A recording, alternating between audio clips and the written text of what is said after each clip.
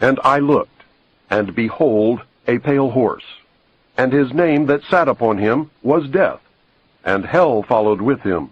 And power was given unto them over the fourth part of the earth, to kill with sword, and with hunger, and with death, and with the beasts of the earth. And when he had opened the fourth seal, I heard the voice of the fourth beast say, Come and see. And I looked, and behold, a pale horse. And his name that sat on him was Death.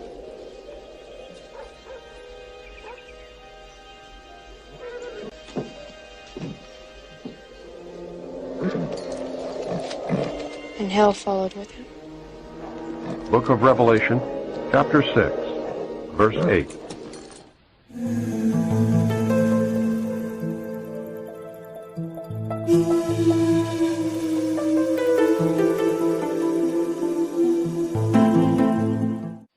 There have been many related sequential coincidences all throughout my life, incidents that by themselves would have led nowhere. Statistically, the odds against the same are a related sequence of events happening to one individual are astronomically high. It is this series of incidents that have convinced me that God has had a hand in my life. I do not believe in fate. I do not believe in accidents. I cannot and will not accept the theory that long sequences of unrelated accidents determine world events. It is inconceivable that those with power and wealth would not band together with a common bond, a common interest, and a long-range plan to decide and direct the future of the world. For those with the resources to do otherwise would be totally irresponsible. I know that I would be the first to organize a conspiracy to control the outcome of the future if I were such a person and a conspiracy did not yet exist. I would do it in an attempt to ensure the survival of the principles in which I believe, the survival of my family, my survival, and the survival of the human race, if for no other reason. I believe, therefore, that a grand game of chess is being played on a level that we can barely imagine, and we are the pawns. Pawns are valuable only under certain circumstances, and are frequently sacrificed to gain an advantage. Anyone who has studied military strategy is familiar with the concept of sacrifice. Those who have seriously studied history have probably discovered the real reason we go to war on a regularly scheduled basis.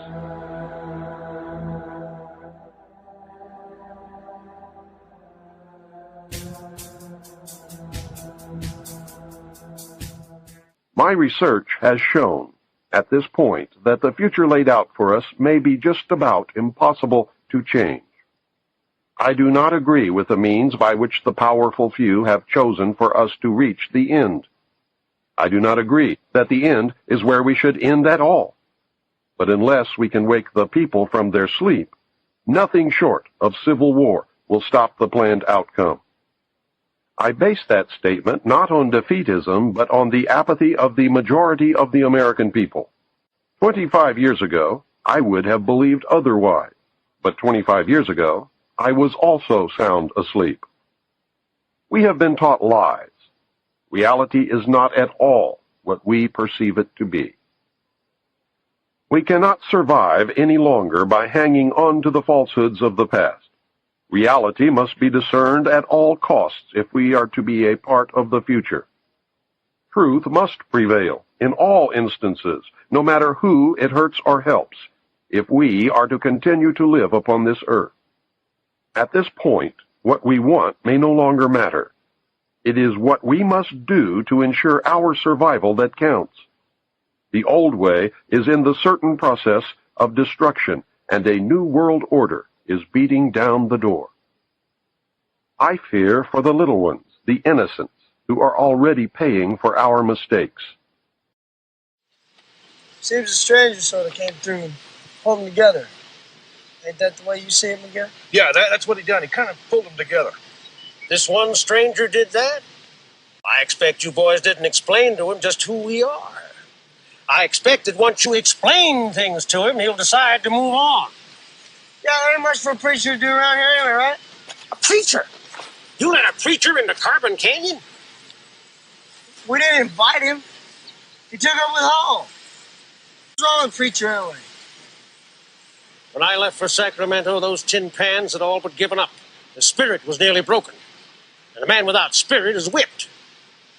But a preacher, he could give them faith.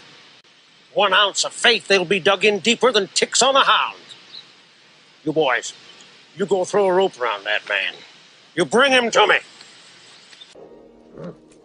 If we do not act in concert with each other and ensure that the future becomes what we need it to be, then we will surely deserve whatever fate awaits us. I believe, with all my heart, that God put me in places and in positions throughout my life so that I would be able to deliver this warning to His people. I pray that I have been worthy and that I have done my job.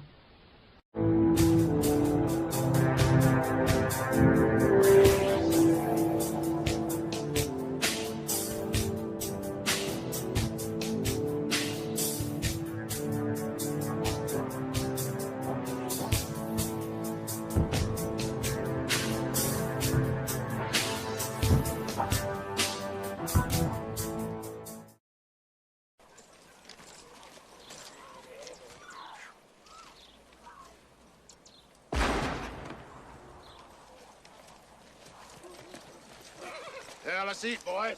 Well, it's good, huh? I guess they knew we was coming.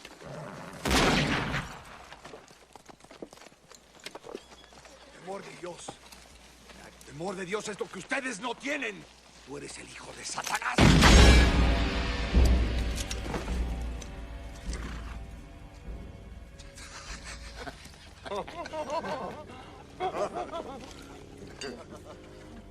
Hey, Johnny.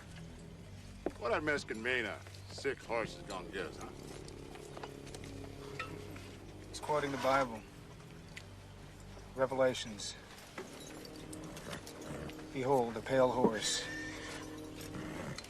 The man who sat on him was death. And hell followed with him.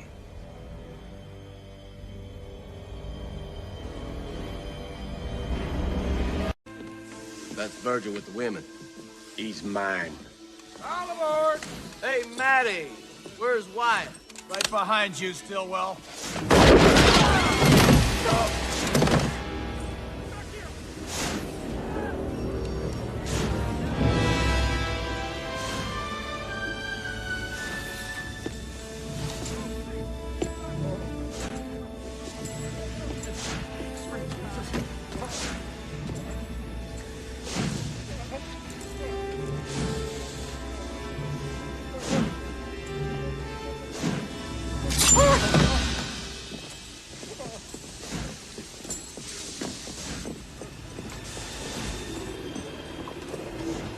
All right, Clanton.